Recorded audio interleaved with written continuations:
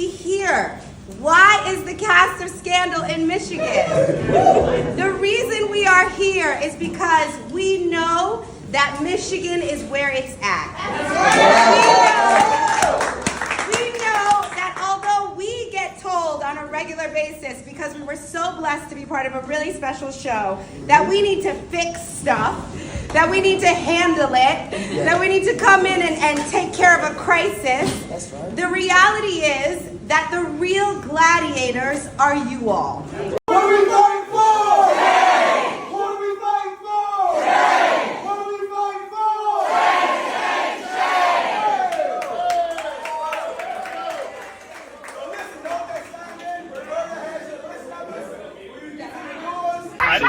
Okay, for my birthday, there's no place I would rather be than fighting for our democracy with this group of people I love with all of my heart. Kerry Washington, Jeff Perry, Guillermo, Katie Lowe's, my birthday twin, Portia de Rossi, Tony Goldwyn, Cornelius Smith Bellamy, Jane Seymour. I love you. Thank you so much. Get out, go and vote and save our democracy.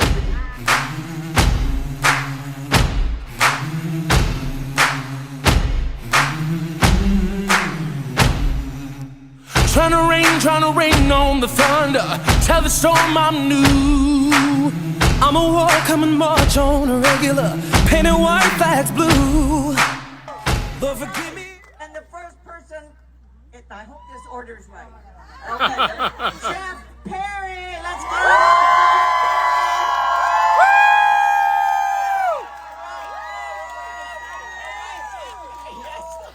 All right, next person is Scott Foley.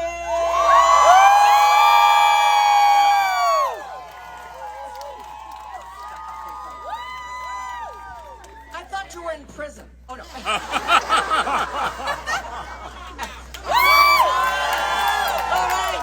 All right, Katie Lowe.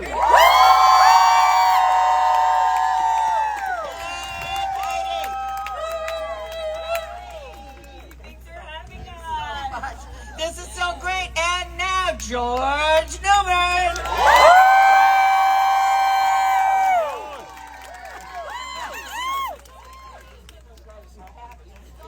All right, we're so glad to know. Guillermo Díaz.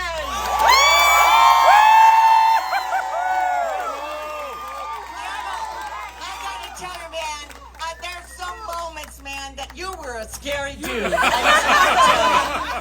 a heart. I loved your character. All right, here we go, and now we have Portia de Rossi.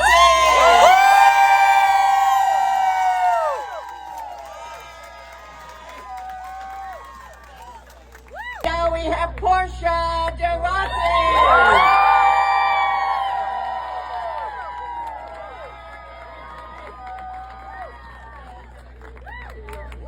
All right, we're so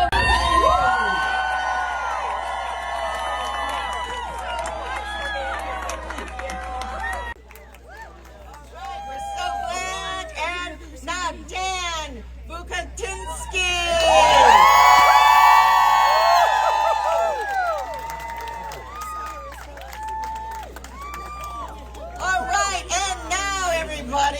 We have Detroit's own Cornelius Smith Jr.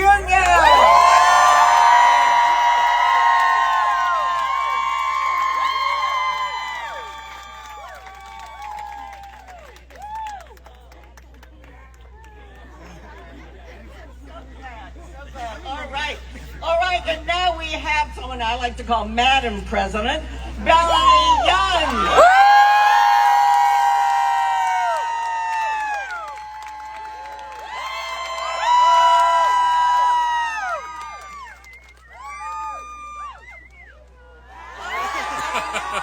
To be confused with Mr. President, Tony Goldwyn.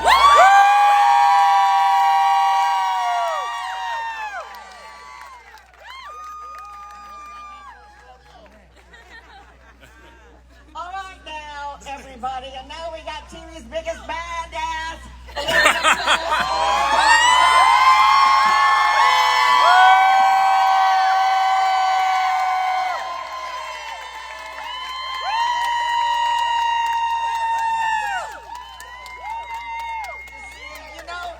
Before I turn this over to Cornelius, I just have to say, I've had the opportunity to campaign with Kerry 3 times now, 2020, 2022, and now she's back for the biggest one of all, 2024. I want to thank you for being there for us, being in Detroit, being in Michigan, and bringing the whole crew. Thank you for bringing the whole crew. All right, okay, now I'm going to turn this over to Cornelius Smith Jr., and then we'll let you guys pass the microphone from there, but welcome somebody raised in Detroit who's part of us. All right.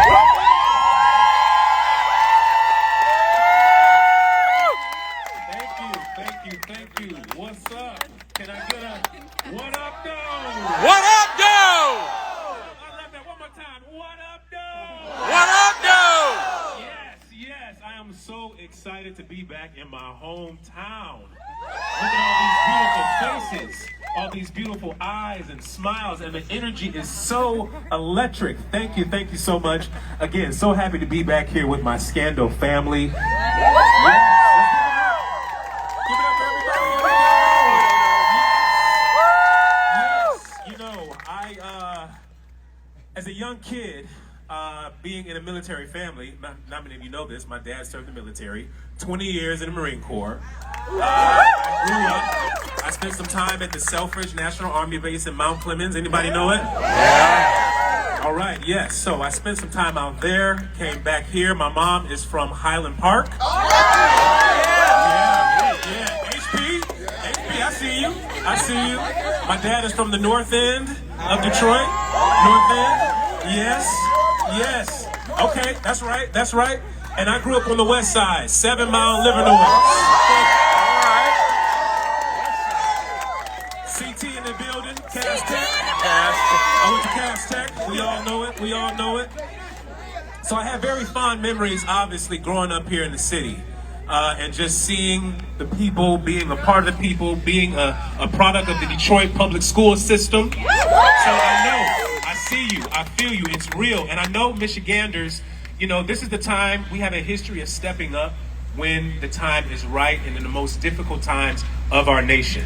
And at the height of the civil rights movement, Detroiters, courageous activists laid the foundation for decades of progress, demanding equality for housing, education, employment, and criminal justice. So, to me, it's certainly no surprise that Michigan is on the front lines of one of the most important elections of our lifetime. Yeah.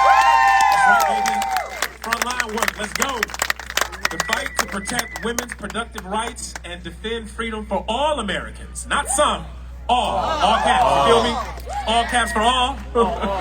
So listen, you know, Donald Trump and his Supreme Court, they have pledged, and they've pledged to strip these rights away. As Barack Obama say, don't boo. Vote. Hey, y'all know it. You've already heard these stats, but I'm sure you're going to remember them after today. 1 in 3 of women of reproductive rights of their age, underage, under the Trump abortion plan, many with 0 exceptions for rape or incest. Behind those numbers, we're talking about human beings and a fundamental right to make choices and decisions with your body. It's your body. I think you know what to do with your body. Yeah. I think I trust you to know what's right for you, right? Nobody knows but you. It's your body. That makes sense to me. So, right now in America, in the year 2024, women having miscarriages have been turned away from emergency rooms, forced to plead for medical care that they need and are entitled to. Can we say entitled? Entitled. It's your right, draining the savings to travel hundreds of miles to get essential care. Now, meanwhile, doctors are being threatened with jail time for simply doing their jobs and caring for their patients. Now, as you know, what does Donald Trump say? He says it's a beautiful thing. What's the beauty in that? There's no beauty in that. He pledges to be the one to lead the charge on the national abortion ban. He wants to enforce the ban that allows states to monitor women's pregnancies. He said he's looking into restricting the access of contraception. Now, there's a man who wants to have somebody monitor pregnancies, report in what's going on with you so they can essentially take you to jail, put you away. That to me is mind-blowing. And we're not standing for that because what? We're not going back. We're not going back. We ain't going back to that place. We ain't going back to that place. He even quoted that some form of punishment is right for those who engage in abortion. That's all right. That's all right. That's all right. That's okay. Now, Detroit, I know we're going to stand up for what's right. I know that we can count on you to help put our Vice President Kamala Harris in the White House. Yes. And I know you understand that more than anything, your time and energy is the most important resource that you can give to this campaign. The fact that you are here, the fact that you are able to go out and willing to put your voice and express your opinions, the things that matter to you, is the most important thing that we can do right now in this election. So make no mistake about it. You are born brilliant. You are worthy. Your light is the brightest. It shines, and don't dim it for anybody. You are loved purely for who you are, not for what you do. You deserve love. And that is the most important thing. So let's go out with love and information. Yes. Come on. Yes. Love and information and facts to back these things up and inform the voters so that we are voting for people who reflect our desires, our passions, what we want in our lives. Because again, they don't know. And we can't blame them for not knowing, but we can look at them for trying to take control over things that we want in our lives. Control over what happens in our lives. When I look at the streets, education, housing, these are important things in the community on the ground level. So again, I'm so super excited to be back, to see all of these brilliant and diverse, beautiful faces out here in Madison Heights, representing for the D, the 313, baby!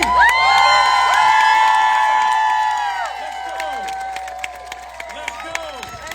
So listen, I love y'all. Keep the good fight.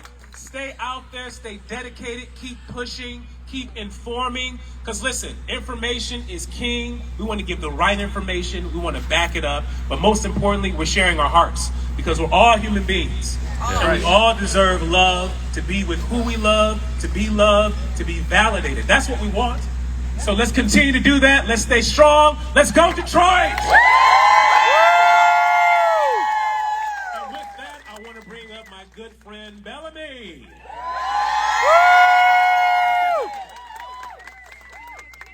You guys, can I hear it one more time for Cornelius? Beautiful man. To be home with him is making this day even more and more special. And I will say, sidebar, it's Dan and Katie's birthdays. So, that's nice too. Exactly. There's no place we would rather be. We are so grateful to get to be here with you guys today. And you know that this is the first stop on the Michigan leg of the Reproductive Freedom Bus Tour. It all.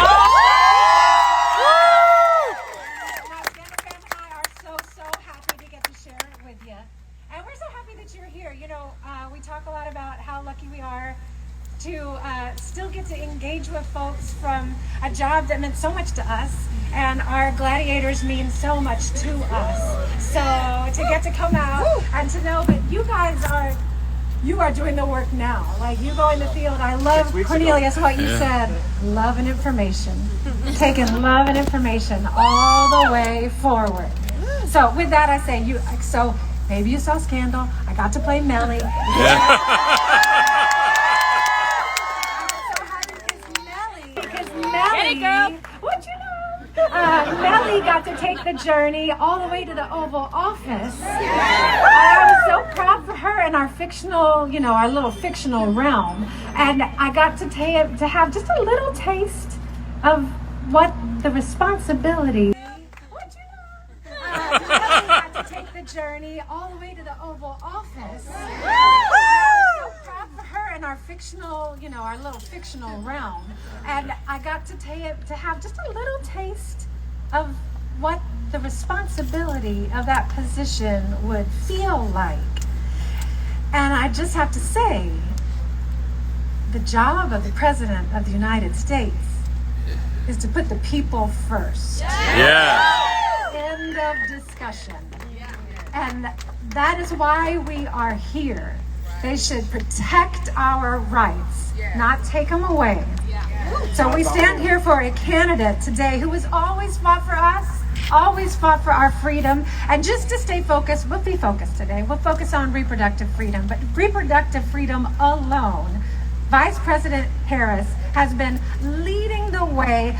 This administration has been fighting over the Roe versus Wade being overturned, which hurt us all, which continues to hurt us all in big, big, big ways. But there are 3 executive orders that she's championing right now to protect reproductive health care access. And y'all, this part is crazy, but she made history, his story, whatever.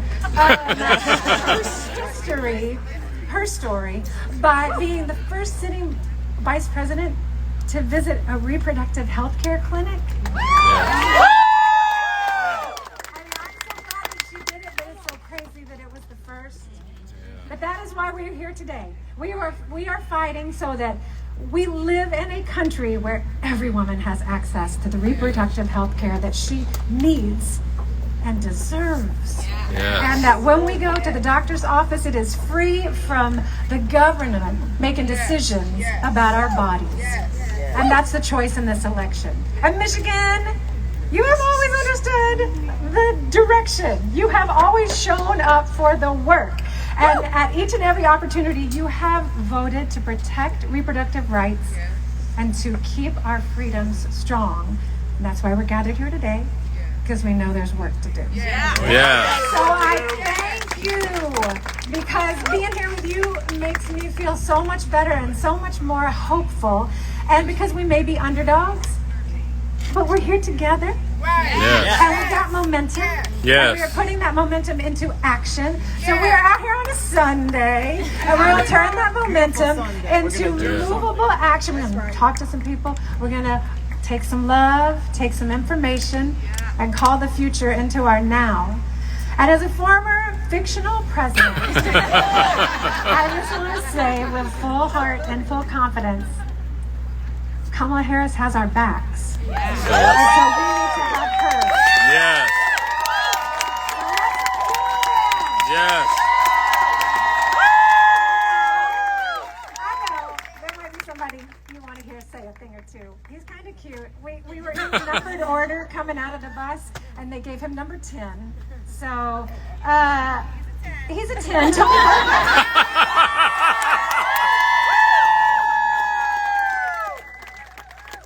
Hey everybody, I'm so excited to be here in Madison Heights with the Harris-Walz Reproductive Freedom Bus Tour. You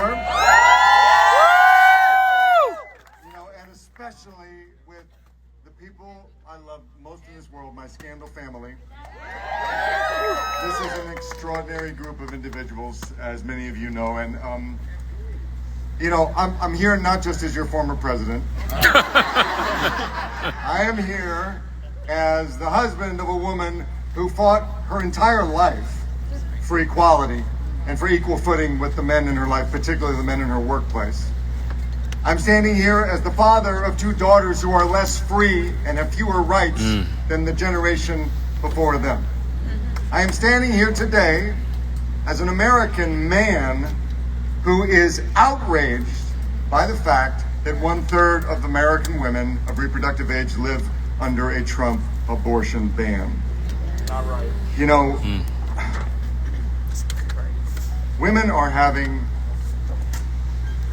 to travel hundreds of miles to get health care in this country, to get the health care that they need.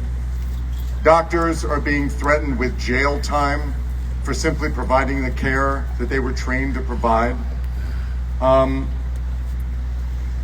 It's just unconscionable.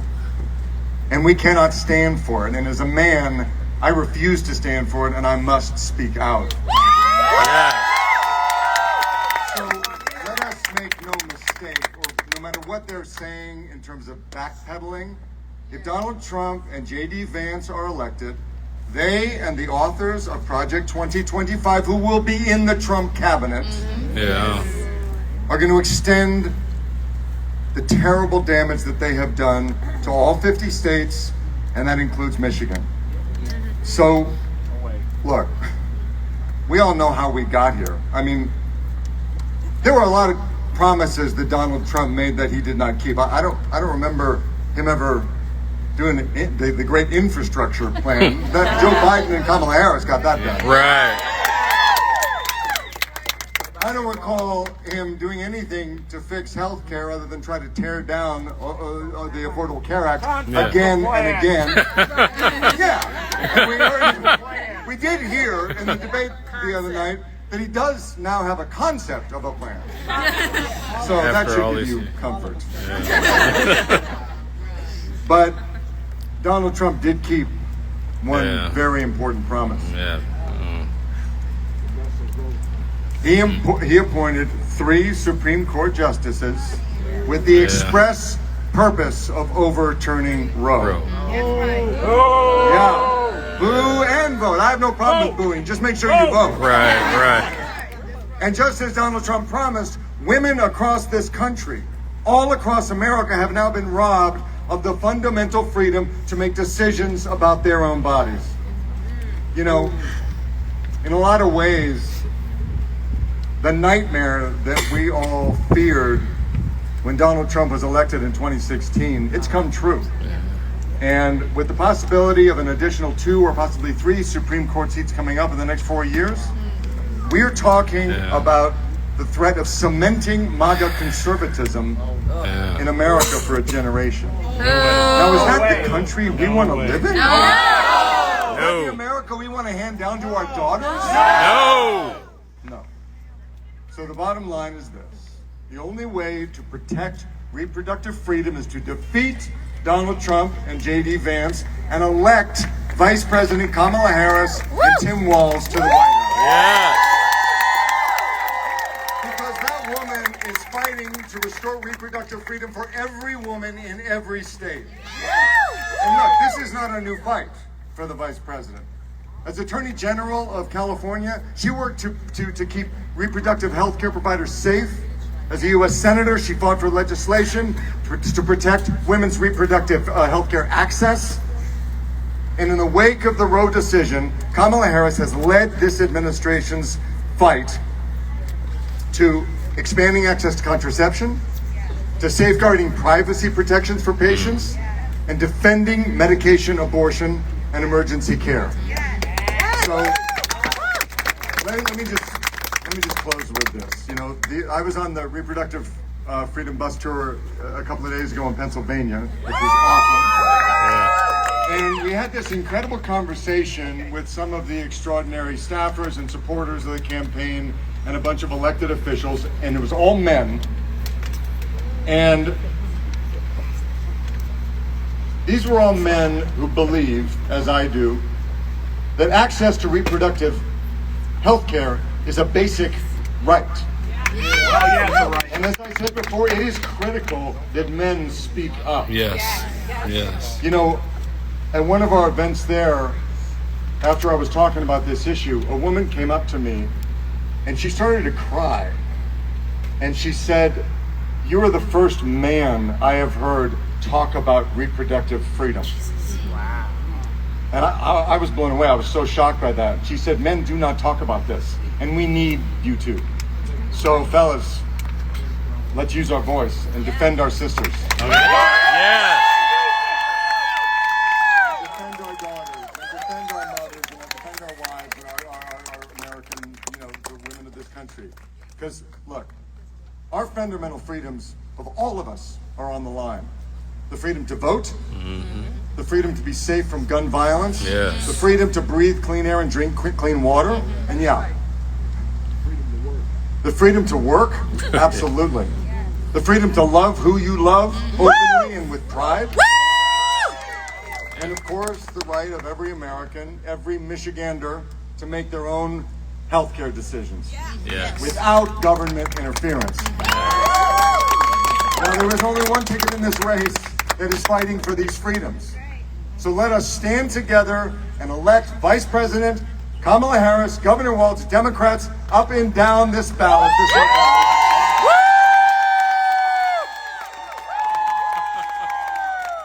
And let us stand for the very idea of freedom that we cherish so much as Americans. So with that, I have the always such an incredible privilege to introduce one of the most important women in my life. One of the incredible people I know who is making sure that on November 5th it is handled. Kerry Washington.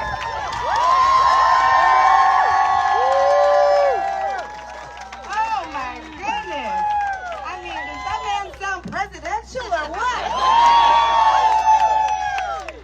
You guys, we are so thrilled to be here today. We are so happy to be in Michigan. And if any of you are asking yourselves, what in the world is the cast of Scandal doing in Michigan? I'm going to help you understand why we're here. Throughout my career, when something unfolds that is shady, problematic, terrifying in politics, suddenly I see that my name starts trending on social media because people say, Olivia Pope, you have to handle this. Olivia Pope, come save us. But the reality is, we know that although we had the distinct honor of playing Gladiators on television for 7 seasons, when it comes to handling it, we don't have the power. Our characters are not real people. Olivia Pope can't vote. She can't register people. She can't knock on doors. Olivia Pope can't donate to a campaign. Olivia Pope can't make phone calls because Olivia Pope is not a real human being. And Olivia Pope does not live in one of the most important states in the nation. But you all are the real human beings doing the work. You all have the ability to knock on doors and make phone calls and talk to your friends and family members. You all have the ability to protect this country at a time that we are so vulnerable. This is a dangerous, terrifying time. We are on the brink of being able to do something historic and extraordinary by electing Vice President Kamala Harris and Governor Walz. Or we can wake up to a nightmare of having a president that we've had before, who we know is coming for our rights.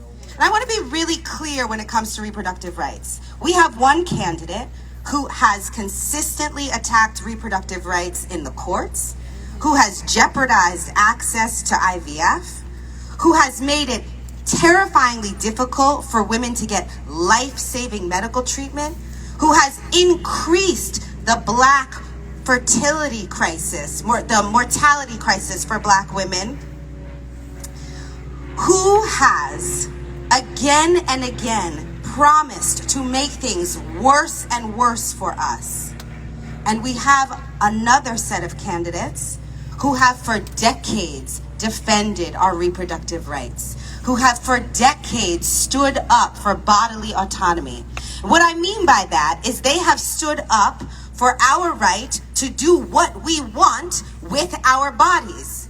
Now, I don't know about you, but as a Black woman in this country, when I see the government coming for my body and telling me what I can or cannot do for my body, I know that it's a slippery slope.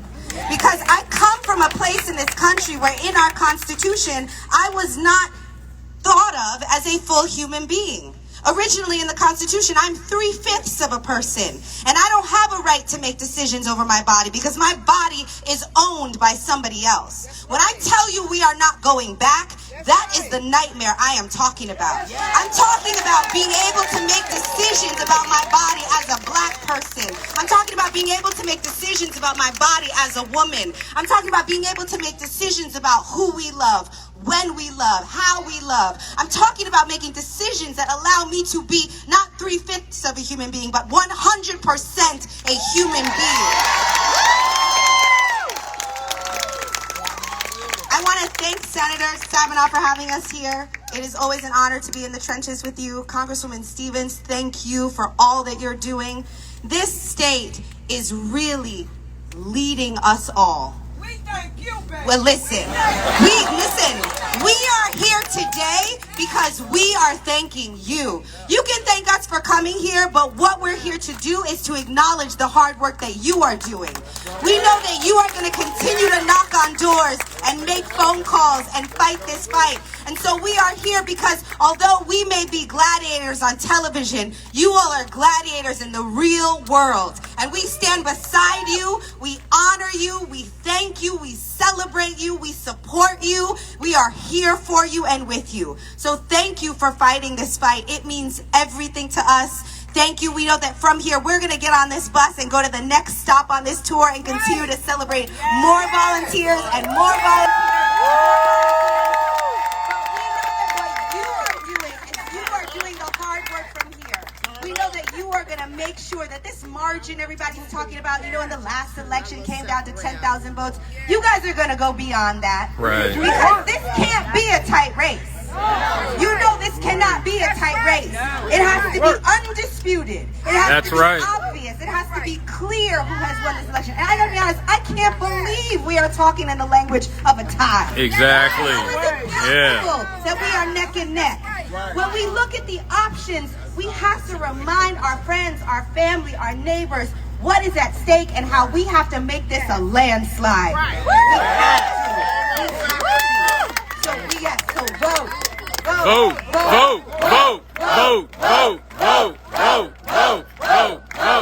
So you can boo, but you gotta vote.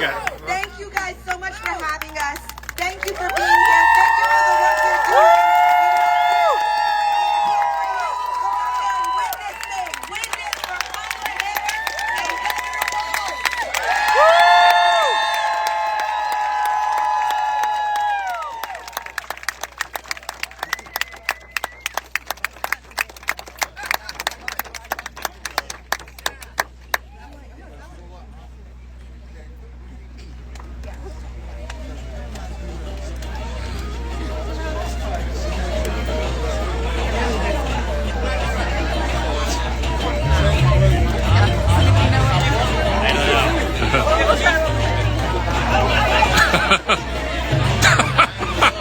You guys, hold on. I was supposed to do something really important. I got so excited. We're going to do a giant selfie with everybody. Everybody squished together in the middle.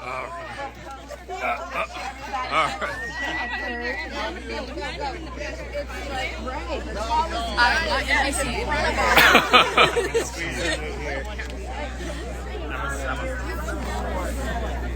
Nope. Find the windows. Yeah, good idea.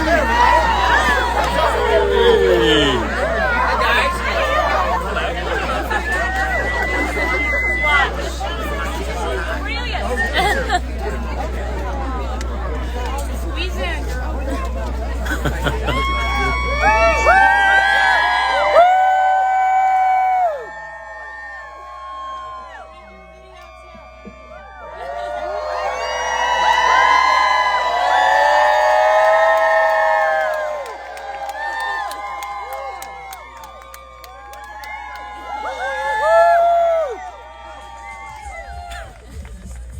I want to do one right quick. I'm going to make a video.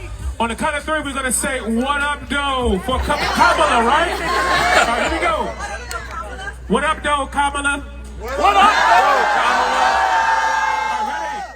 2, 3. What up, doe, Kamala?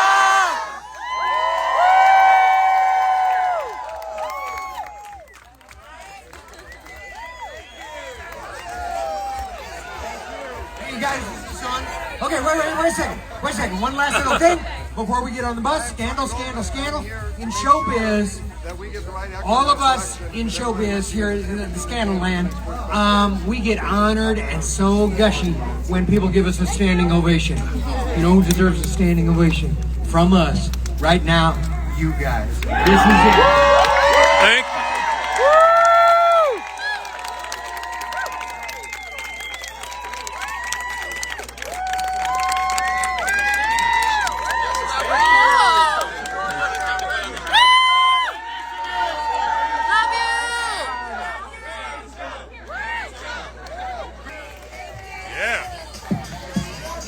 We love you, Kerry.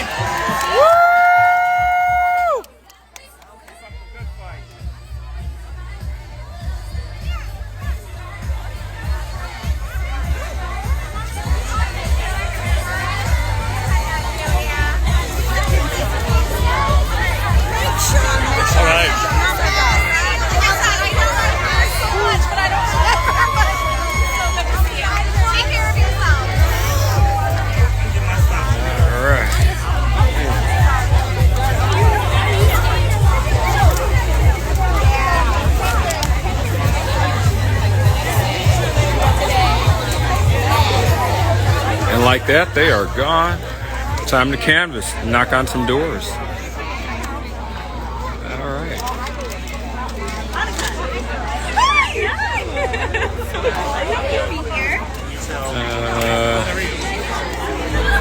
How do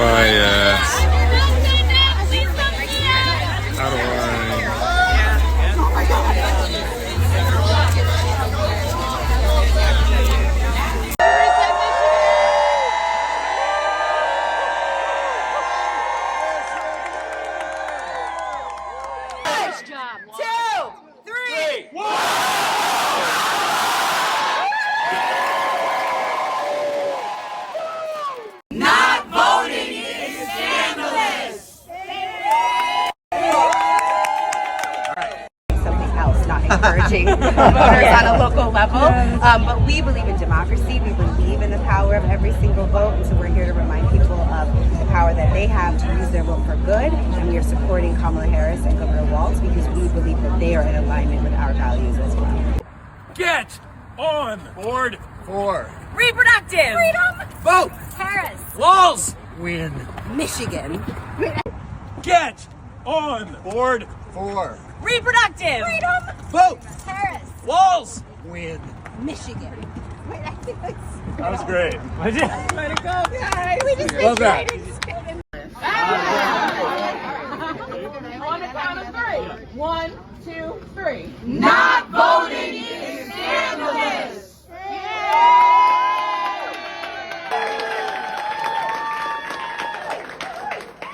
I mean, we are here to say thank you, really, to you, because I'm just going to say what everybody's thinking. What?